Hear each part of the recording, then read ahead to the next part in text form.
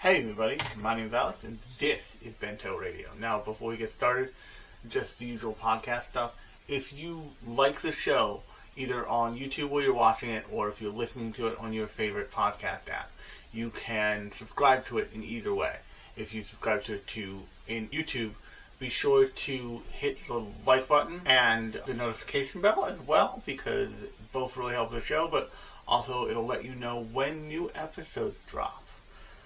And if you are listening on a podcast platform and it allows you to give a 5-star review, be sure to do that. It really helps the show, and it just helps it boosts it in the world kind of thing. So definitely go check that out. And if you are considering subscribing, you may want to subscribe soon, because I will have, as I do usually every year, I do some kind of extensive coverage, as much as one human being wandering through the world can, on Anime NYC.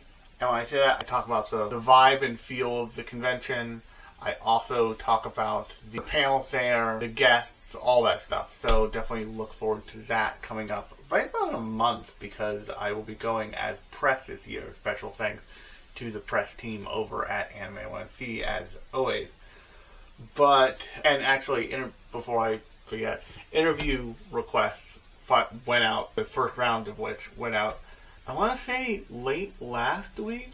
So I submitted questions for the people I wanted to interview from that round. I think there's another round going out on the 24th.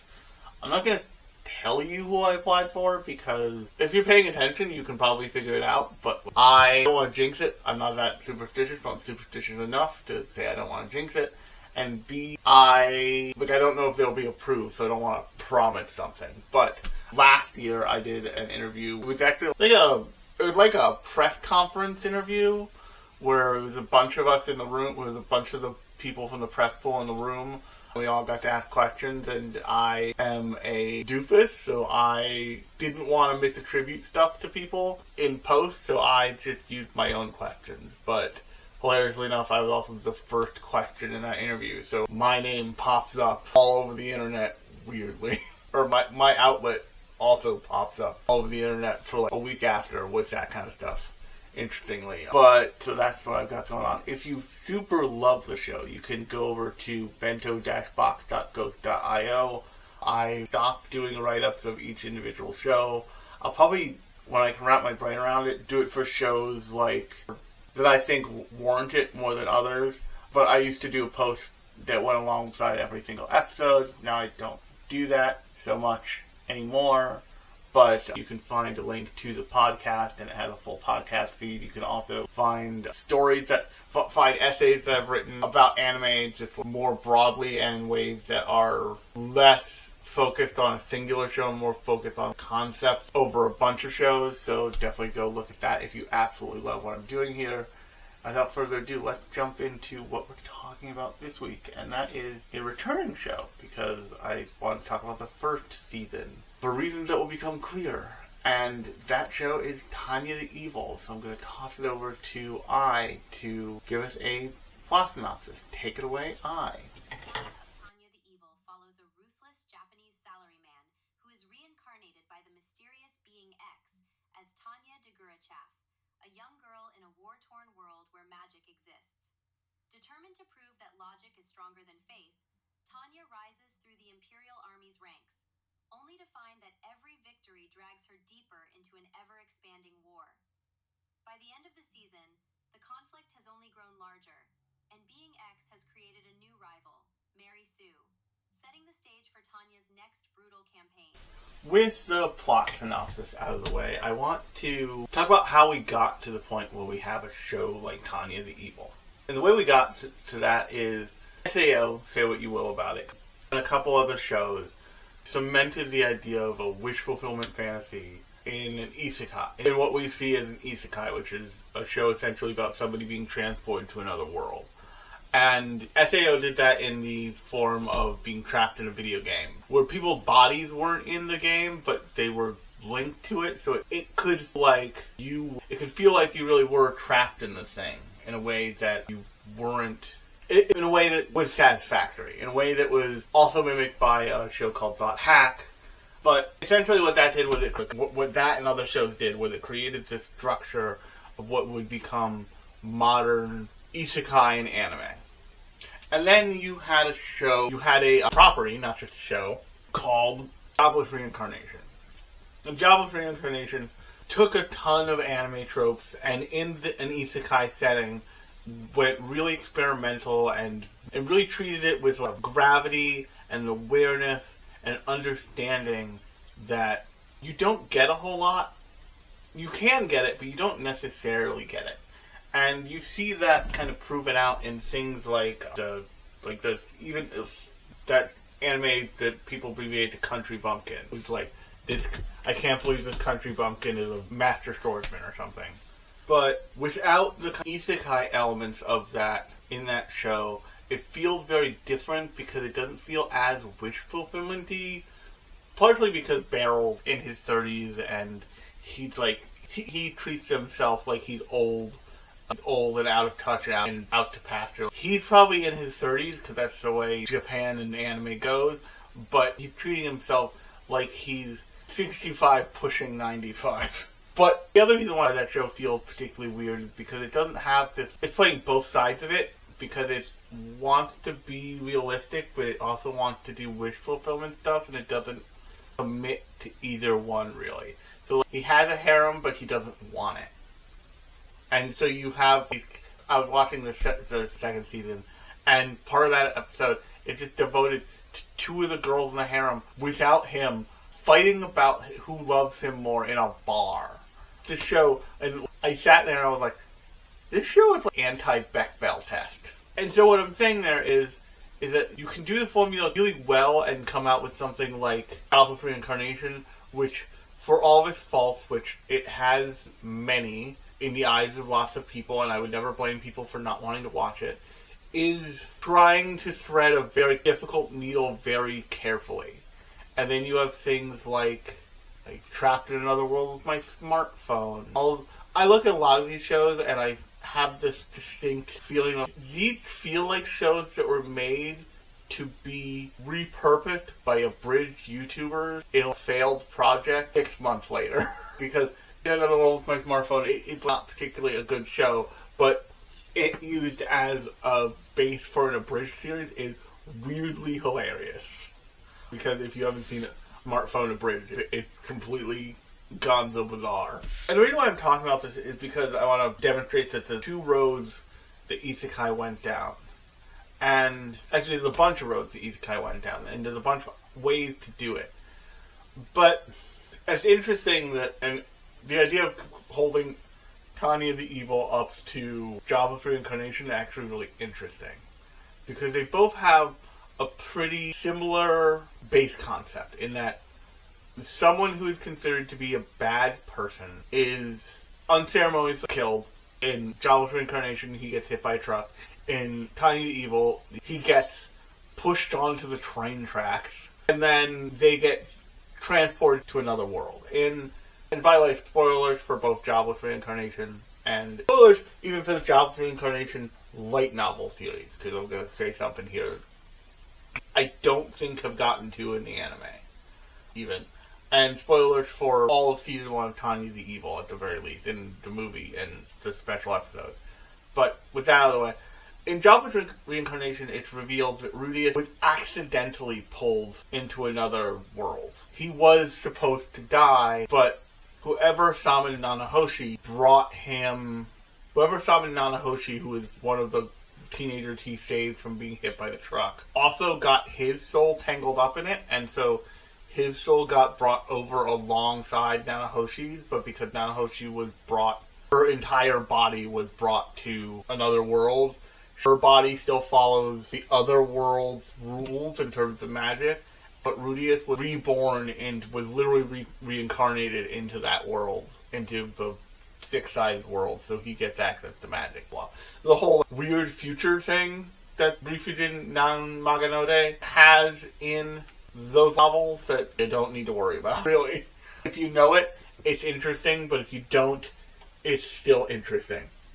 And that is actually similar to Tanya, but Tanya the Evil, it is literally, I think Tanya calls them being X, but in practice and in story, being X is just God.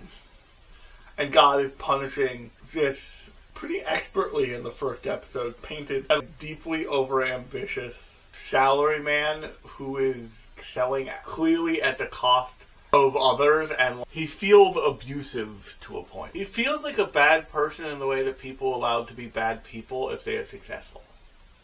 If that makes any sense. And as a result, in his previous life, Tanya was really successful and was never corrected out of the path they were on. And this is actually a really smart thing that both Tanya the Evil and Jobless Reincarnation demonstrate in their characters' previous lives, is that they're just a societal thing that both the authors on both sides are pulling at, in that there can be a tendency not to recognize that the world is creating a monster.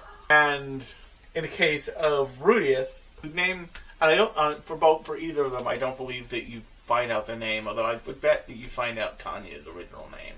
But for Rudeus, you see that the world around him did not reach out in a way that let him pick himself back up completely, ever.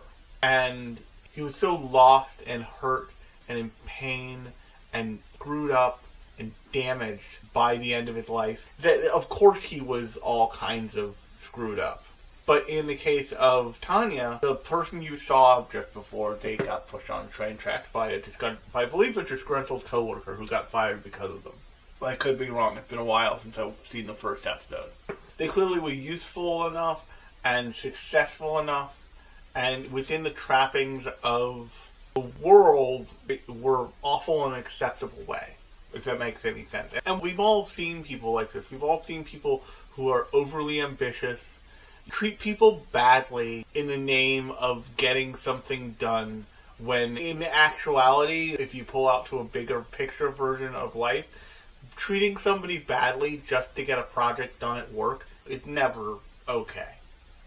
You should always, in a work of people, with kindness and respect, and obey the golden rule, treat people how you would want to be treated, all of that stuff. But the reality is that so many people who are when you're successful enough, people allow for a kind of toxicity that they wouldn't allow if you were a fuck up. And it can be really easy for people to not be aware of that and not understand, oh, I should have been softer there, I should have been kinder there, I should have been this, that, the other thing. And eventually, enough times of it being reinforced as not a good thing, but as a result you're producing being a good thing, and that being linked to it becomes a thing that just allows your personality to rot, so to speak. And so that's who you have in both protagonists. But then the big difference the story takes is that Rudeus is given a blank slate. He's given a completely blank slate. He is given a blank slate history-wise, but he's given a leg up in terms of where he's born and how he's born. He's born to a middle but slightly disgraced ring of a prestigious noble family in a very closed environment where it's allowed to be a terrarium for him to spend some warm days in before the story gets running. And then the man disaster happens, and the story really changes from there.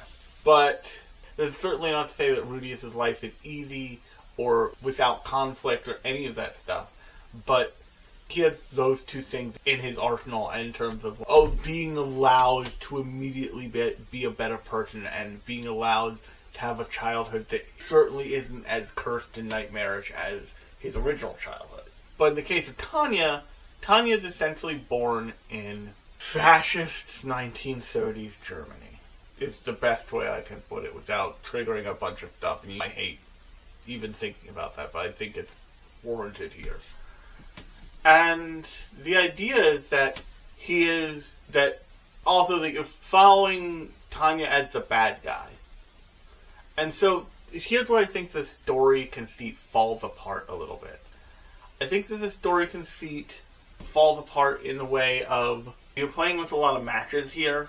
And what I mean there is you're playing with a lot of matches, and you're supposed to think of Tanya as the bad guy, but Tanya is also oftentimes treated as the aggrieved party and is treated as the point of view character.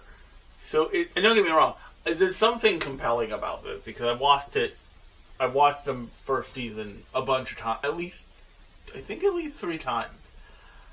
And it's a fun watch, but it's not fun to watch if you think about it too hard, because you have to turn your brain off, because you have to remember that this is essentially, you're following a little girl who is riding in the ranks of 1930s German military, complete with uniform and complete with the, and they obviously don't do the genocidal nonsense necessarily, but they do the machinations and the twistedness of the top brass, and they have one character in that show who is constantly on the German side, so to speak, who is constantly trying to be the good character and trying to see that Tanya's a problem, Tanya's a monster, but the show just waves him off, and all the other generals are just as much monsters as Tanya is on some level. And so it becomes you rooting for a little girl to do war crimes. And I remember thinking when it was first airing, oh, it's not great that this is popular, because I'm not sure, for the popularity that Tanya the Evil has, I'm not sure that the media literacy level is there to understand that you're watching the bad guy. That you shouldn't be rooting for a fascist, constantly falsely aggrieved nation to win the world war. You just shouldn't. That's not an okay thing. And the whole thing, what you will about, I'm going to relate the two a lot, because I think there's a lot to think about in relating Tanya the Evil to Jobless Reincarnation, because Jobless Reincarnation is taking, like I said, a lot of the same bones that they both have, and going a completely different way, and at, I think, a completely different quality level. But in this case, they're a little bit closer, where Jobless Reincarnation tries too hard to, that Rudy gets to, a full life. He gets his harem with his 3 wives, and he has, I think, 2 kids with each wife. He has this big family. He has, the novels do this too. The novels show that Rudy has a sex life. He show that Rudy gets to be a full person. They also show that one of his main character flaws is he is a, pervert. And if you look at the path, they give you the markers to understand, oh, this is how you get there. Because when he was reincarnated, that was a weird way to say that, when he was reincarnated, that was the way that he knew to experience pleasure and have fun and play still. So he, saw a video essay on Reincarnation from years ago, from Jeff Sue, where he says, when Rudeus was reincarnated just as a child, he was, underwear and, intensely perverse, but he wouldn't be able to act on it and, have the, in him, even if he had the brain in him, to, be aware of it for another couple years yet. And then, when he does, finally, with Aerith, he screws it up, understands that he screwed up, and, to correct for it. For all of his ills, he's a growing, changing person, and he's growing into the version of himself that he wants as his best self, instead of what he thinks is the most efficient. And in that show, later on, actually in the current season, in the 3rd season, I think the 3rd season might cut off its first core. The 3rd season might cut off its first core with Aerith showing up. By the way, once again, spoilers for even the novels, because that's what it feels like, but I'm not sure. I don't know that we'll get to Orsted, is what I'm saying. But in Rudeus's worst moments, he isolates himself. He devotes himself to this kind of ruthless efficiency. He becomes self-reliant to a fault to such a degree that it would get him killed. And doesn't feel good about doing that.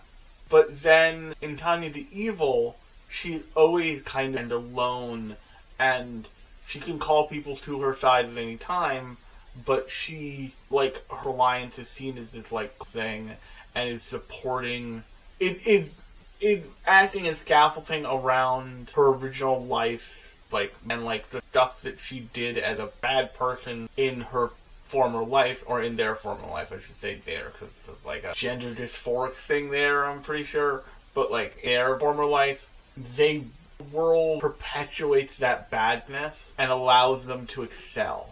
Whereas the world, much more believably in Rudeus' case, punishes that badness to nth degree in Rudeus. And the difference in the story is that the world of Tanya the Evil is seen as a punishment for Tanya. The six-sided world in Jobless Reincarnation is seen as just a thing. It is its own. It's just a living world that Rudeus was dropped into. Not a thing that's specifically punishing him. There are characters, the man god in particular, who are specifically going after him. But you see in that story that the man god has to contort and change and screw with things constantly to go after Rudeus for the man god's own deeply stupid purposes. And eventually Rudeus earns acclaim and Rudeus gets through putting one foot in front of the other and through working for it a decent bit, gets the life that he wants. Tanya is given kind of almost, by being their worst self, Tanya manages to survive and thrive among people who are just clearly being what you would do if you had no idea what was happening. And as a result, she doesn't fail upwards, although it feels like that sometimes in the first season, but is promoted upwards in a way that, once again, reinforces all the negative things about her. And that causes it to be a lot less... It causes it to be feel a lot less thoughtful, and like I said, while the show is a good ride, you have to know that you're signing up for what you're signing up for. You're not... A lot of people, when they're arguing the case for Jobless Reincarnation, they say you're not supposed to like Rudeus. I would say it in a different way. I would say you're supposed to see that Rudeus is a full person who was really dragged through life in a really particularly awful way. And you're supposed to emphasize and understand that he is so much of what his personality flaws are leftover trauma responses from what that old life was. And it's hard to understand. And it's even harder to pull off. So much so that I think that I'm going to bring another reincarnation show into this. I think that Jobless Reincarnation handles that concept really well. I think that Tanya throws that concept away and is just like, what if the world glorified those worst impulses, and what if the impulses were not born as a trauma response, but as a response to what the character thought was working well? And then you have something like Oshi no Ko, another reincarnation show, but that one's specifically not an isekai. And that show, I think, handles it not well either.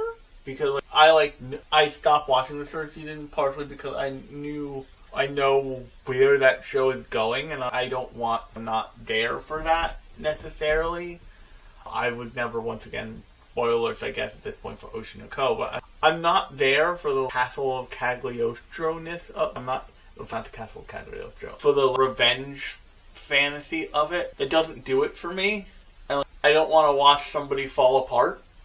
And that's what it sounds like the result is of that show.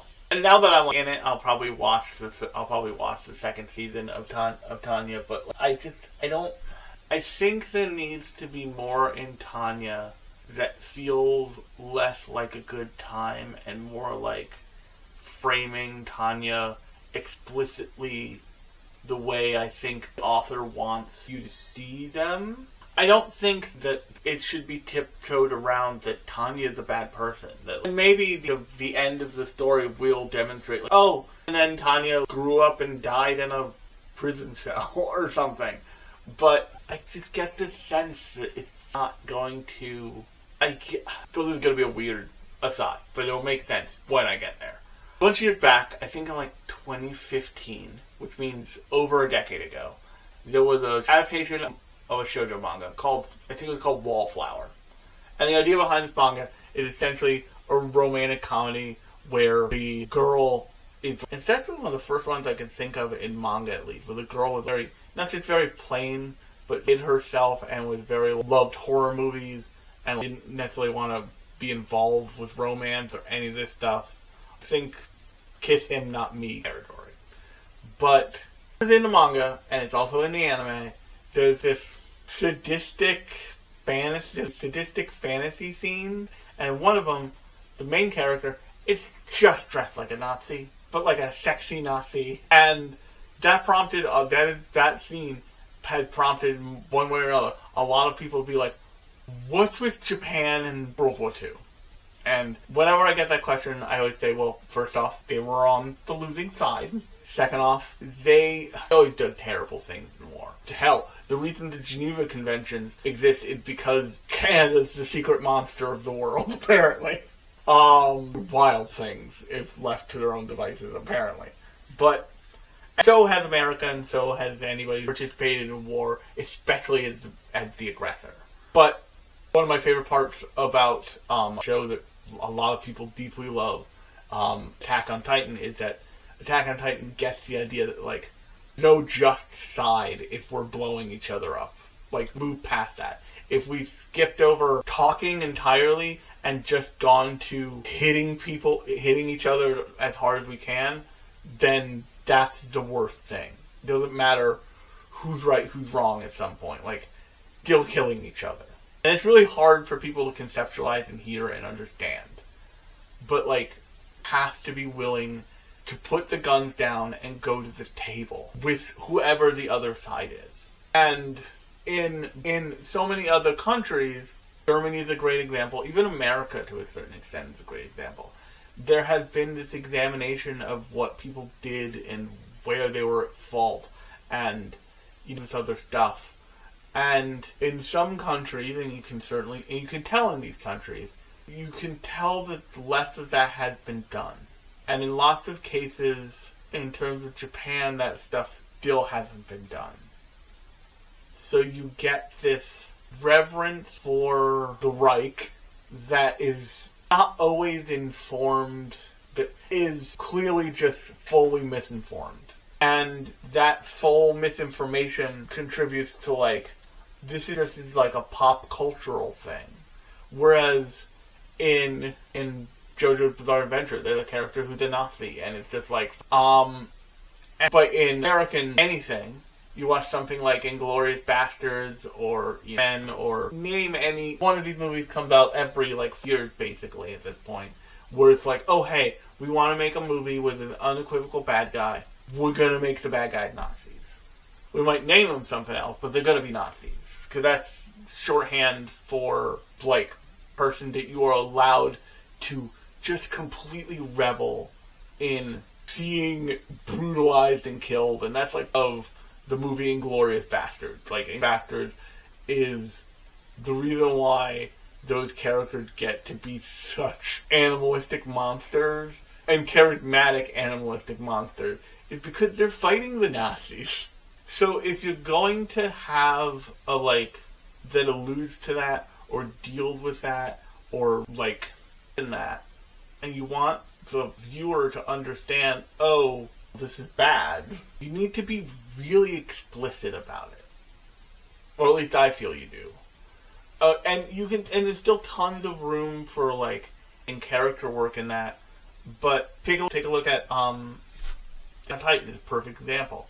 By the end of that show, Aaron's the problem.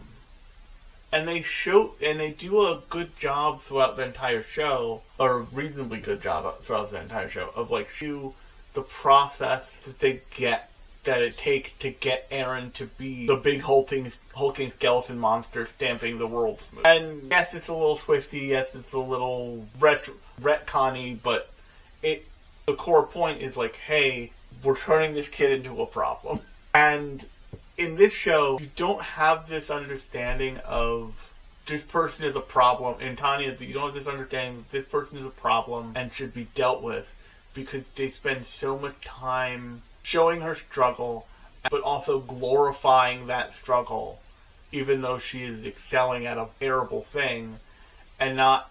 They play the war crimes off as jokes. They play her abuse off as a joke on some level. You're not meant to sit with what this evil empire is doing. And it's not in that way you can ignore the ramifications of the historical context that it's referencing. And so I'm going to end it here, but the thing because I'm drifting in a way that I don't think is useful anymore, but the thing I will say is I think this show is more concerned with being cool, edgelordy, and wish fulfillment-y than it should be with the content of the storytelling and the historical references it's playing with. And I don't just think that because I think that's issuing a moral judgment on it. I think that if it was less edgelordy about it and was less raw wish fulfillment about it, it would be a better show. The difference between something, and I'll go back to Jobless Reincarnation here. The thing that separates Jobless Reincarnation from a lot of other isekai, and the reason why it is the progenitor of all these other isekai tropes that you see in other worse shows, is that to the best extent it can and still give you a little bit of that wish fulfillment, it says he was reincarnated into a world where you're allowed to be married to multiple women. He fits in terms of overarching perversion of the world of the Middle Ages setting that they're in. But Rudeus has a hard life, ultimately. You look backwards on his life by the end of that story, and you're like, oh my god, that's rough, buddy. A lot of bad things happen, and you see the lingering results of those bad things in things like when his father dies, when they rescue his mother and his mother has lost her mind. When there are consequences to actions constantly that pile up, and in the way that they do in life. And the thing about is, like Tanya, the character, is constantly taking these actions, and as soon as you think there's going to be a knock-on consequence of it, it gets pulled into focus immediately and dispatched immediately. In the name of, oh, wasn't that cool? And I think the better version of that show does something like, I forget the antagonist's name, but one of the antagonists from Gundam 00 who experiences serious... They become disabled from the particles that come off of the Gundam generators, and eventually becomes an antagonist, and because they are sent down this long winding path that would take more strength than most anybody realistically would have to not end up the way she does. And I really wish I could remember the character's name, but I think there's a exacting of consequences on a character like Rudeus' life that don't happen to a character like Tanya in their reincarnated life. I think the lack of the monstrosity on display combined with a real lack of consequences, and in fact with constant rewards, just isn't super entertaining to me. But on that note, that's where I'm going to leave it. So, hey, I hope you enjoyed the podcast, and if you did, be sure to subscribe wherever you're listening or watching. If you're listening to it on a podcast platform and they allow you to give a 5-star review, be sure to do that. If you're watching this on YouTube and you really liked what you saw, be sure to subscribe to the YouTube channel and like the video. In addition, if you want to make sure that you don't miss a beat, be sure to hit that notification bell so you know when new episodes drop. But if you're wondering, they drop every Thursday night Eastern time. And on that note, if you really love the podcast and you really love what I'm trying to do here, be sure to give the website a look. That website is bento-box.ghost.io. There will be a link in the description of either this podcast or this video. It'll also be linked in the description of the entire podcast on the on the information page. It'll also be linked in the description of the YouTube channel. So there's plenty of ways for you to get to that website and check it out. If you want to follow me, my social links are also listed in the footer of that page. So once again, go over there to find that stuff.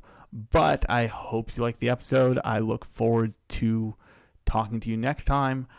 But until next time, I have been Alex. This has been Bento Radio, and I'll talk at you later.